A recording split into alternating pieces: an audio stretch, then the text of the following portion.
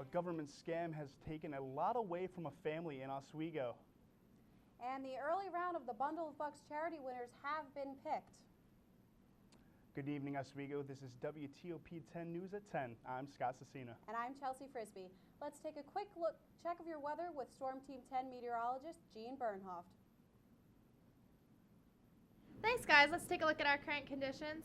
Our temperature is 35, but we're feeling about 30 with the wind chill about 12 miles per hour. The dew point is 32 degrees, and that's pretty close to the actual temperature, so that's why we're seeing some of that moisture condense out into rain. Taking a look at the regional radar, we can see the storm systems moving across the northeast. As we can see, there's a mix of some light snow and light rain as well. Looking into tomorrow, we can see that the rain will continue as we hit a high of 53 degrees with winds out of the southeast from 10 to 15 miles per hour. Back to you. Well, thank you, Jean. Well, people from Oswego County today had a chance to meet with Representative Richard Hanna. Hanna held a one-on-one open-door event from 4:30 to 5:30 in Mexico, New York. This event allowed anyone to come out and ask Hanna almost anything they wanted to. No appointments were necessary, and visitors were greeted on a first-come, first-served basis. There has been no word yet on whether Hanna will hold another event like this in the future. The early bird winners for St. Luke's Bundle of Bucks charity raffles have been picked. Anyone who purchased their ticket on or before February 14th were entered for one of 5 $100 prizes. The raffle benefits the St. Luke John Foster Fund that includes the network of St. Luke services in Oswego and Fulton. There are 15 cash prizes to be awarded. The top prize is $10,000.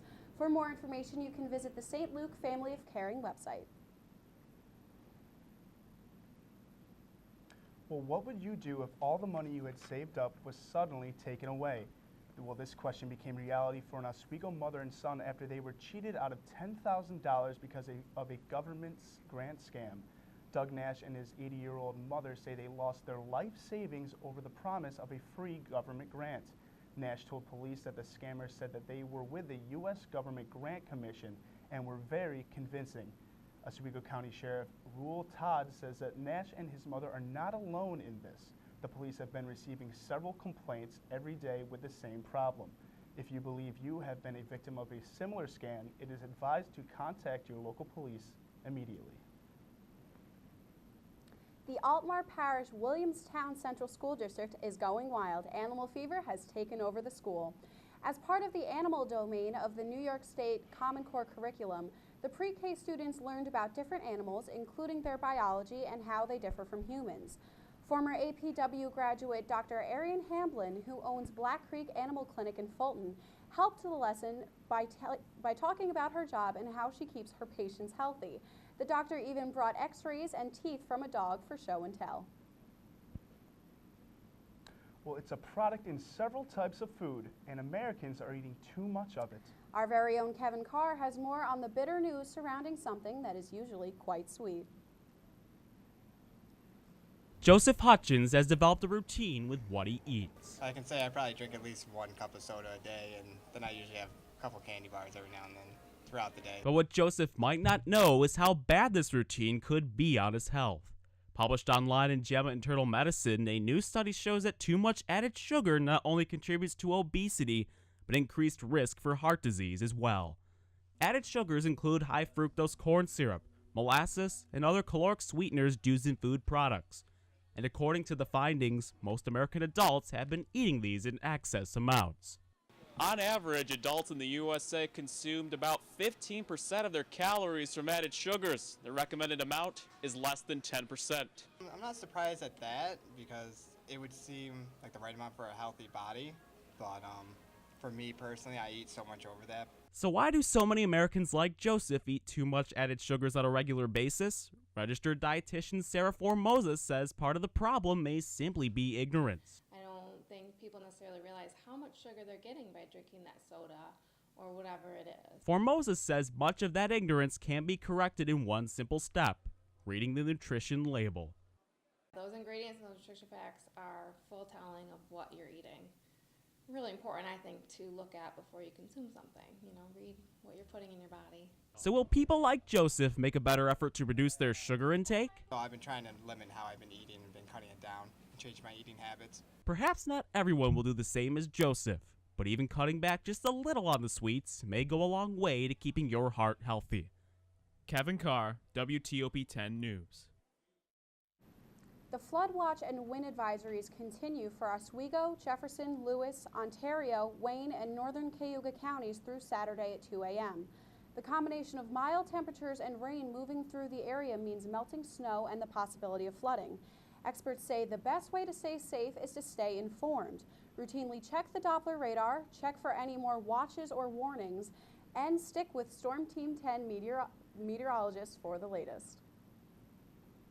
Well, with the Winter Olympics taking place over in Russia, people in central New York are trying out the events for themselves. Skiing sites such as Toggenburg have been attracting large crowds to their snowy mountains. The conditions are currently ideal for skiers and snowboarders due to the large amount of snow building up and the colder temperatures. Many parents are seeing this as a great opportunity to let their children experience what the real Olympics are like. Workers at Toggenburg say that the site is usually busy this time of year, but the Olympics have been giving them another boost. The art of Sandy Cliff, with her beautiful tracery and depth, will be on display until April at the Oswego County Library. Clift, a former elementary school teacher, went back to school in 2000 at SUNY Oswego to pursue a lifelong ambition to study art. Her art has been featured all over the country, including the Riverwalk Artist First National and International Juried Exhibition in Minnesota. But the Fulton native has brought her talent back close to home.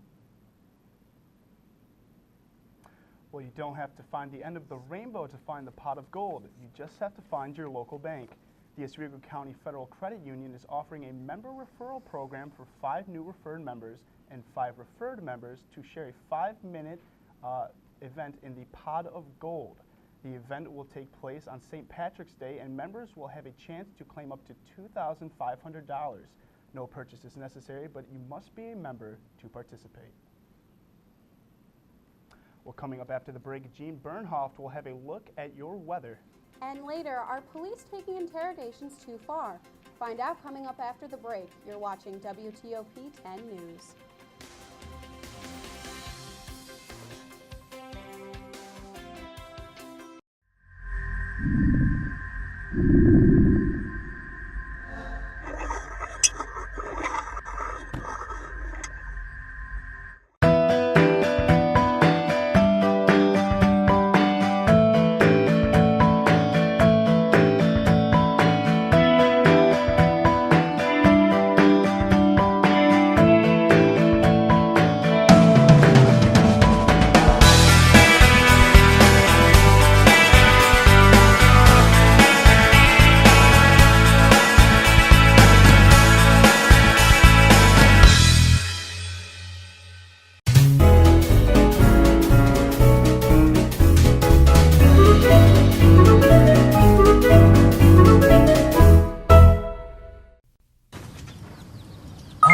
G-Morning, sunshine.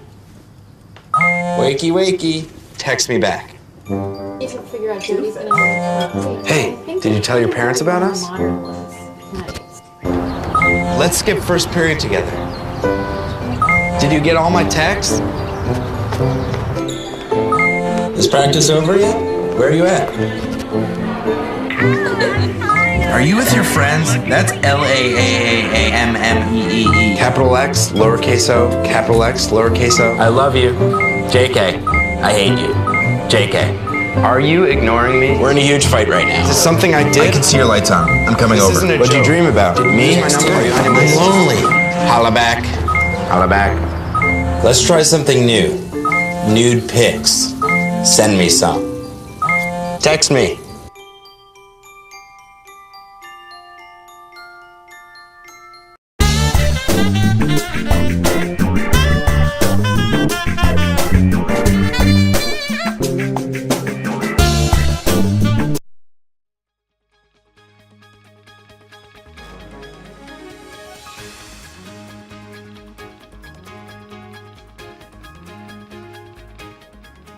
Good evening, I'm Storm Team 10 meteorologist Gene Bernhoft. Taking a look at our current conditions, it's about 35 degrees out. We're really feeling about 30 because of the wind chill with those 12-mile-per-hour winds.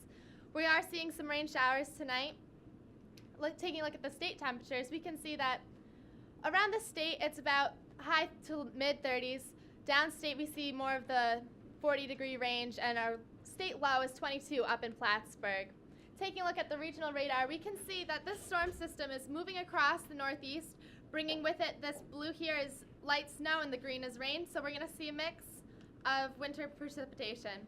The national radar, we can see that there are some storm systems moving in behind the one that's hitting us currently, so that's going to show us some more precipitation later in the week. The rain will continue tomorrow as the weekend cools down, and that's going to bring us some snow later on in the week.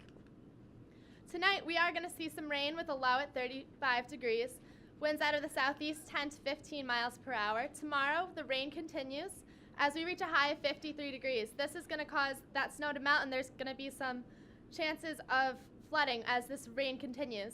We're also going to see some pretty strong winds, 10 to 15 miles per hour, with gusts of up to possibly 32 miles per hour. Friday, we can see this low pressure system is going to move this cold front across, and that's when we're going to see the transition from rain into snow. Tomorrow night, at midnight, that's when the switch is really going to happen. It's going to be raining up until we reach a low of 30 degrees, when the rain will transition into snow, with winds out of the southwest 15 to 20 miles per hour. This weekend, we can see that we're going to continue with this cold weather, and snow and precipitation will also continue throughout the week. We're going to see our high on Friday of about 53 degrees, and then the week is going to cool down to about 20 degrees this Tuesday, and that's when we're going to see the snow continue.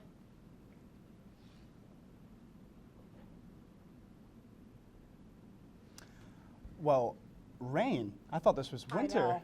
I can't believe that already it's switched back in front.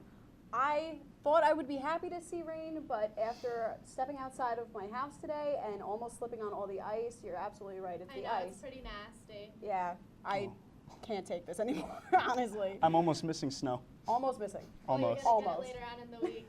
All right. Well, thank you, Jean. Now let's take a look at our state news.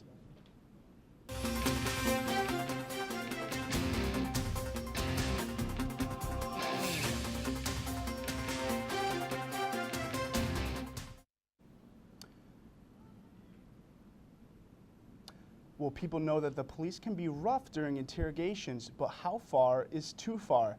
Today, New York State highest court says police are going too far when it comes to lying to suspects, making the suspects' confessions completely false. The Court of Appeal threw out the murder charge of 31-year-old Adrian Thomas and ordered a new trial without his current confession. Thomas was convicted of the murder of his infant son back in 2008. During their interrogation process, interrogators improperly told Thomas they would arrest his wife and that his then dead child, brain dead child would die if he didn't confess to how the child was injured. They also told him 67 times that it was an accident, 14 times that he wouldn't be arrested, and 8 times that he would be going home. House GOP leaders are finalizing legislation that will significantly weaken a recently enacted overhaul of the criticized federal flood insurance program. The law that was enacted in 2012 was meant to wean homeowners off of subsidized rates and created unaffordable tax increases for many homeowners, especially in the Atlantic and Gulf Coast, where flood insurance is nearly necessary. GOP aides also say the measure would repeal a provision that would threaten thousands of homeowners with huge premium increases. Well, a large amount of radioactive water has leaked from a holding tank at a nuclear plant in Japan. The leak is estimated at 100 metric tons of highly contaminated water, and it was discovered at the Tokyo Electric Power Company late last night. The water flowed over the barrier around the tank and is being absorbed into the ground. The plant has shut off its water intake and the leaking has stopped, but the company doesn't believe that any of the water has leaked into the Pacific Ocean. Well, it's of concern that the U.S. government, airlines, and anyone who flies determine terrorists potentially using old methods in new ways to bring down planes. There's a serious warning that all parties are paying attention to.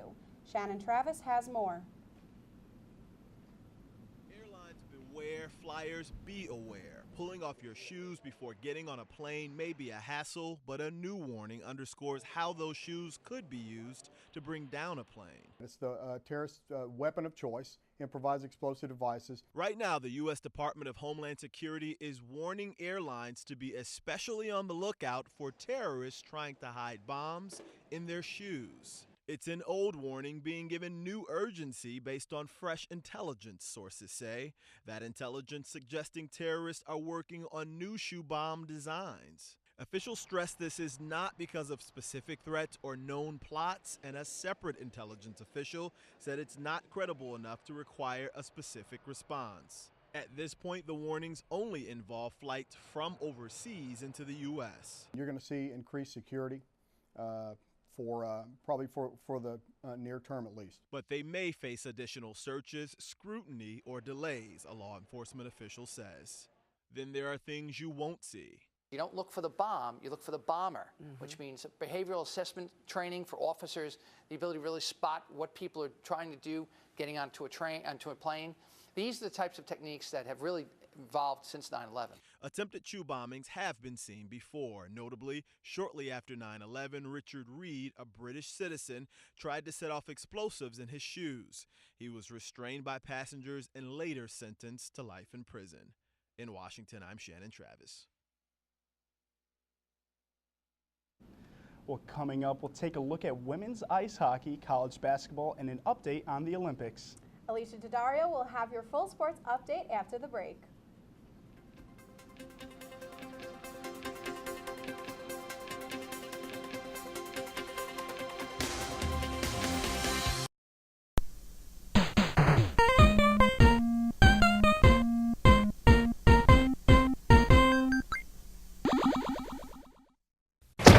Hey guys, this is my teenage friend Fred.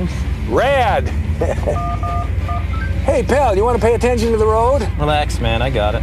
Look, my man, if your bad driving gets me killed, you better hope you die too, or I will haunt you silly. And I'm not just gonna float over your bed like, woo! I'm gonna be making a more annoying noise, like, ah! And instead of wearing those long white robes, I think I'll wear something more form-fitting and upsetting. The other ghosts will look and be like, wow, we've never seen that before.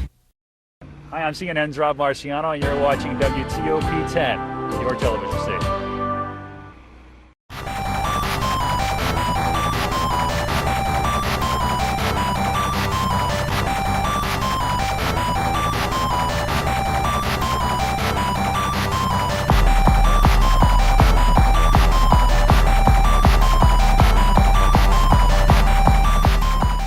Take my hand and start a brand new day.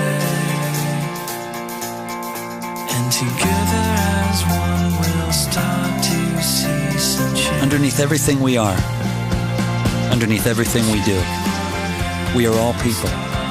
Connected, interdependent, united. And when we reach out a hand to one, we can influence the condition of all. That's what it means to live united.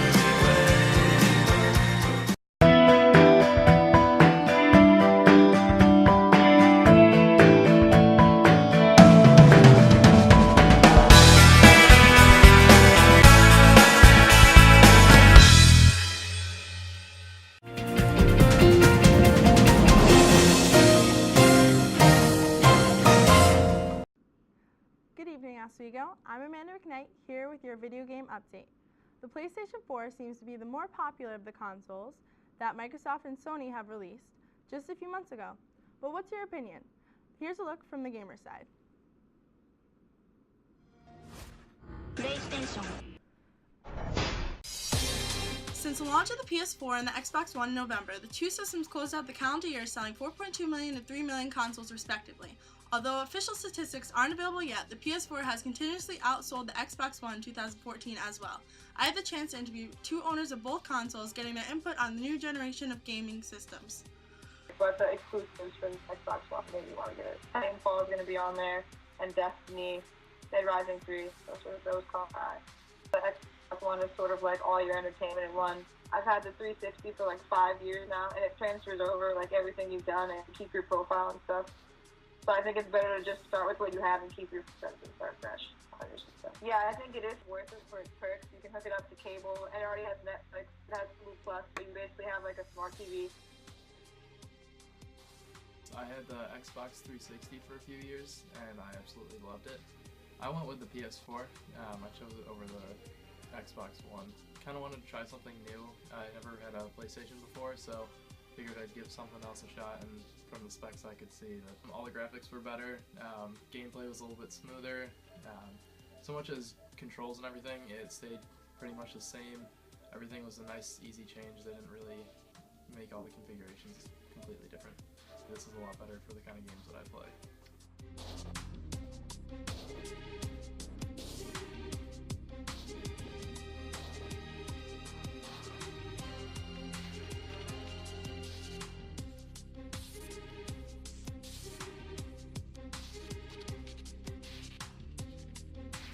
Guys, stop. Okay, we want your opinion. Go to WTOP10.com, Xbox One, PS4, or another system. Well, I have to admit, I'm more of an Xbox fan myself. I know my girlfriend plays it back home, and my dad just bought an Xbox One, so Yeah. for me, Xbox. Honestly, I was talking to someone the other day, and he was really pissed, and I was like, why? And he was like, I don't want to talk about the PS4. You cannot get them anywhere. They're sold out. Really? Everywhere.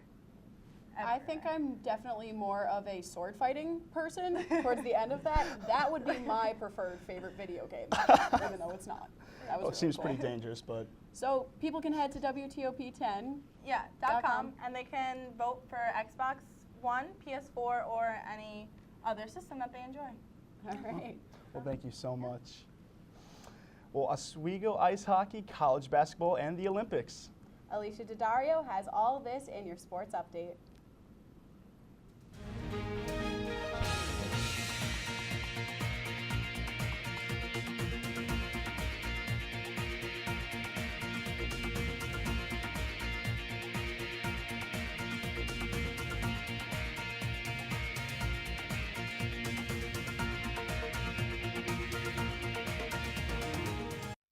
The Oswego women's ice hockey team plays Plattsburgh this weekend, and they're coming in for two big matchups. Friday is Faculty and Staff Appreciation Night, and Saturday is Senior Night. The Lakers will say goodbye to 9 seniors, all of whom have contributed greatly to the team over the last 4 years.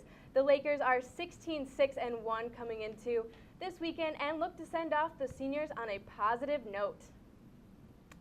In college hoops, while Duke is preoccupied with North Carolina tonight, that game is underway. Number 1 ranked Syracuse has a couple of days to reflect on what went wrong in their game Wednesday night as they lost to Boston College in the Carrier Dome, and make the necessary adjustments as they enter Cameron Indoor and try to get a second win against the Blue Devils. Syracuse's offense has been struggling, and they have to close out on 3-point shooters, something they failed to do against BC. Tip-off for Duke-Syracuse game is scheduled for Saturday at 7 p.m. Duke and Cuse have cultivated a new rivalry, but so has LeBron James and Kevin Durant on a professional level. Both are the clear frontrunners for MVP and are facing each other as we speak. In the last meeting between the two superstars, the Thunder overcame an 18-point deficit to roll past the Heat 112-95. OKC won that game without all-star point guard Russell Westbrook, and who is back in action tonight. The Heat were up 54-47 at the half, and we'll actually have an update later on in the show. But moving on to Olympic action, the U.S. women's ice hockey team suffered a heartbreaking loss, 3-2 in overtime versus Canada this afternoon. Canada's Marie Poulin scored with 54 seconds, gave something the fans to cheer about in regulation, completing Canada's comeback from a 2-goal deficit and sending the game into overtime. Once there, she added the gold medal winning goal to beat the United States. Now, the U.S. men's hockey team will test their fate against Canada tomorrow in a highly anticipated matchup, puck to drop at noon. That's it for sports. Now back to the news desk. Well, thank you so much. Well, Boston University is looking to cancel their spring concert, and the iPhone will have a new app that could help you with parking tickets. And a final look at your weather forecast. Stay tuned. You're watching WTOP 10 News.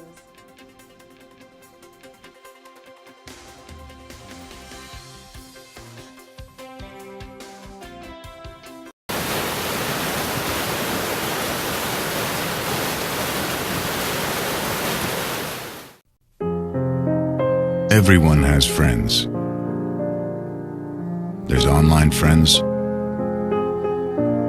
friends to go out with on a Saturday night, friends to hang out with and do nothing, friends who show up on moving day. And then there are the friends who'll be there if someone is dealing with a mental illness. Are you one of those friends?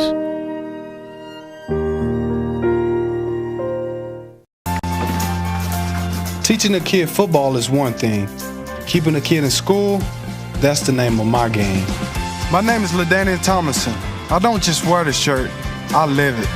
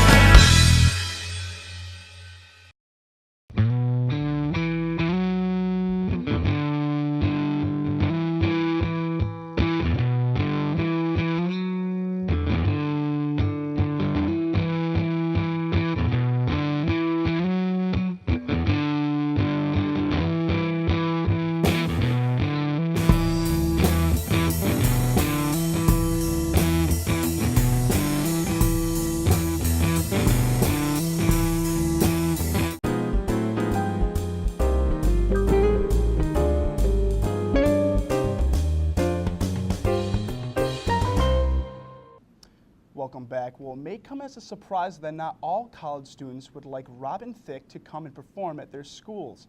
Members of the Humanists of Boston University are starting a petition wanting the school to cancel Thicke's performance at the spring concert.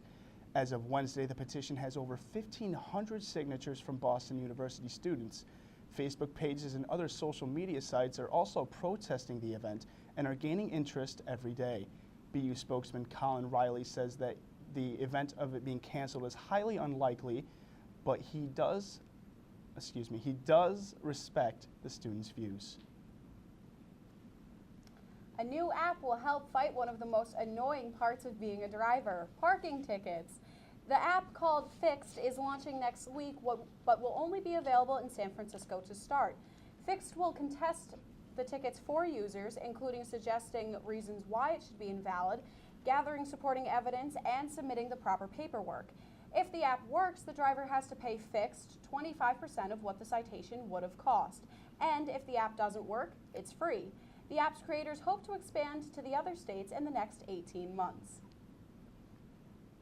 Well, after the big Xbox versus Sony console war took place last fall, Sony looks to be the console that's coming out on top. Since its release in November, the PlayStation 4 has sold over 5 million copies in the United States. This has blown away the company's original predictions, and Sony expects to sell 5 million more by the end of March. The Tokyo-based company is planning to release the PS4 in Japan later this week. Apple announced that their first U.S. iTunes Festival will be debuting next month. The concert series will be a part of the South by Southwest in Austin, Texas, from March 11th to the 15th. Coldplay, Imagine Dragons, and Keith Urban are a part of the lineup. And if you can't make it to the Lone Star State, iTunes users will be able to stream the concert on demand through the iTunes Store. Now let's take one last look at our weather forecast with Storm Team 10 meteorologist Jean Bernhoft. Jean? Yes, well, as you can see in the 5-day forecast, that 53-degree weather is going to cause some problems as we warm up that snow, and it's going to melt. And later on in the week, as the weather cools down, that might cause more problems as that flood water may freeze over. Well, Alicia, do we have an update on the Miami